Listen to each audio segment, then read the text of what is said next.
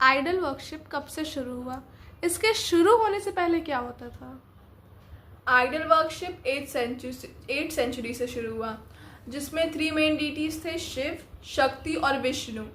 और उससे पहले पंच तत्व को पूजा जाता था, जिसमें था fire, air, water, earth and sky. और कई सारे उसमें थिंकर्स जो थे, बुद्धिज्म को, जैनिज्म को, ये सब भी उस टाइम पे इस 8th सेंचुरी से पहले स्टार्ट हुआ था।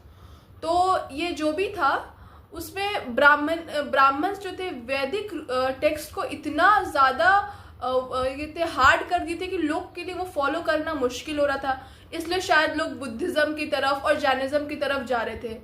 तो जब ये ब्राह्मण ये चीज़ नोटिस करते हैं तो उनको लगता है कि तो उनके लिए प्रॉब्लम हो जाएगा।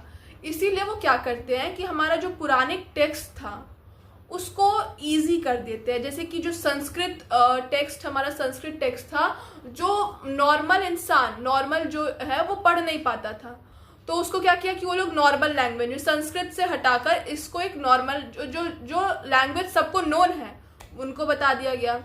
और हमेशा से शूद्रास तो साइड ही रहते थे, वुमेन्स को भी वो रीड करना अलाउड नहीं था, जो हमेशा उस पार्ट से एक्सक्लूडेड रहती थी।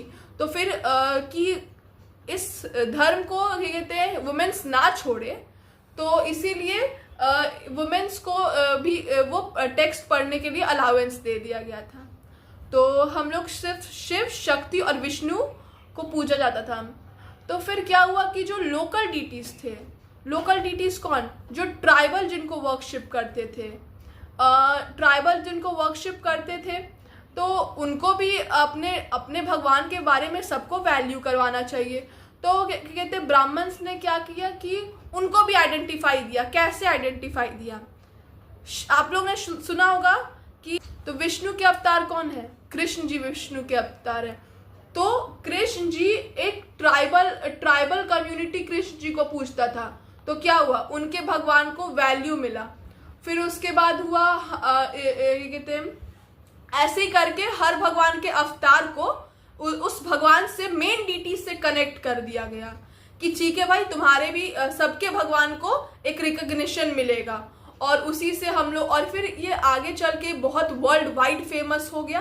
तो आज हम उन सबको मानते हैं। जैसे कि मैं आप लोग को एक एग्जांपल देती हूँ जगन्नाथ भगवान का।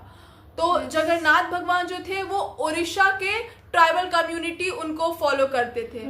तो उनको कनेक्ट कर दिया गया मेन डीटी विष्णु जी से।